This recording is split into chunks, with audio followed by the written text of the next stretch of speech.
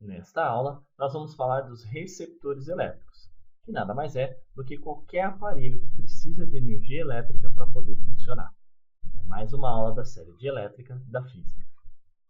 Vamos lá. Para você entender fácil o receptor, pense em todo o aparelho que está à sua volta que precisa de energia elétrica.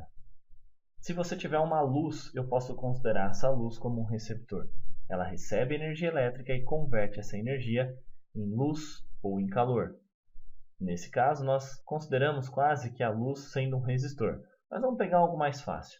Se na sua volta aí você estiver perto da cozinha e tiver a geladeira, ela recebe energia elétrica e converte em energia térmica, energia cinética do movimento do motor e vários outros tipos de energia. A geladeira nós chamamos de receptor, pois converte a energia elétrica em energia não elétrica. Pense no ventilador, energia elétrica em energia cinética do movimento das pás. Então, um receptor, para ficar fácil de entender, é todo um instrumento ou aparelho que converte energia elétrica em energia não elétrica. Adiante, vamos entender um pouquinho mais como isso vai funcionar num circuito elétrico. Para você não esquecer, então, um receptor converte energia elétrica em energia não elétrica. A representação ela pode te confundir, pois ela é muito parecida com um gerador, se você já estudou o gerador.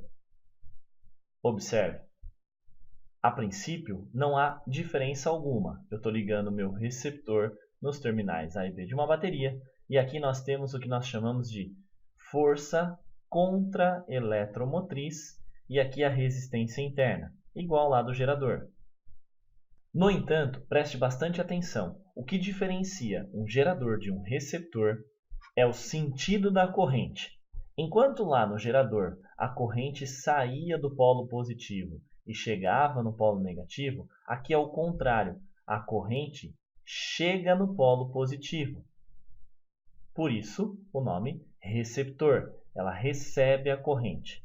E aqui, qualquer aparelho que precise de energia elétrica para funcionar é um receptor. Nós temos também o estudo gráfico do receptor, onde o U e o I são as grandezas dos eixos. Para que fique mais fácil de você entender o gráfico, vamos entender a equação que rege esse gráfico. Toda a diferença de potencial produzido lá para o gerador, então, vai vir para esse receptor. Então, esse receptor precisa de um U para poder funcionar, de uma diferença de potencial.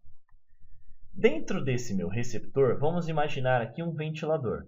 Eu preciso com que as pás girem, a hélice ou pá do ventilador gire. Então, o U precisa ser suficiente para que essas pás girem, que é o que nós chamamos aqui de força contra-eletromotriz, ou o que ele vai receber de tensão útil para o meu circuito, para o meu receptor. No entanto, se você observar um ventilador após um tempo de funcionamento, o motor dele está quente, ou seja, ele perde também energia. Então, a energia que chega para o meu receptor tem que ser suficiente para gerar as pás, só que eu tenho que considerar as perdas também. Logo, a tensão elétrica que chega no meu receptor tem que ser suficiente para o que é útil, no caso do ventilador girar as pás, mais as perdas de energia. Se você assistiu a minha aula de gerador, eu falei que eu guardava a formulinha lá por o R- e o receptor o R+, porque as fórmulas são muito parecidas. O que diferencia é o mais e o menos. Enquanto no gerador produz energia e perde para ele mesmo, o receptor, a energia que chega nele, ou seja, a diferença de potencial adquirida por ele, tem que ser suficiente para ele funcionar e também para as resistências internas que vão perder energia para fazer a transformação de energia elétrica em não elétrica. Logo, essa equação aqui vai reger o nosso gráfico. Se você observar, quando não há corrente, eu vou ter aqui uma força contra-eletromotriz inicial. Corrente zero, força contra-eletromotriz. Agora é o seguinte, se eu aumento o valor da corrente, a DDP que chega nos terminais desse meu receptor precisa ser maior. Portanto, esse gráfico ele vai ter essa característica. É um gráfico crescente. Utilizando então uma equação matemática aqui, você consegue descobrir qual é o valor da resistência interna. Basta você considerar um determinado ponto, você vai observar que eu posso calcular aqui a tangente desse ângulo. E aí eu vou ter U menos E' sobre a corrente no gráfico, eu consigo descobrir qual é a resistência interna desse meu receptor.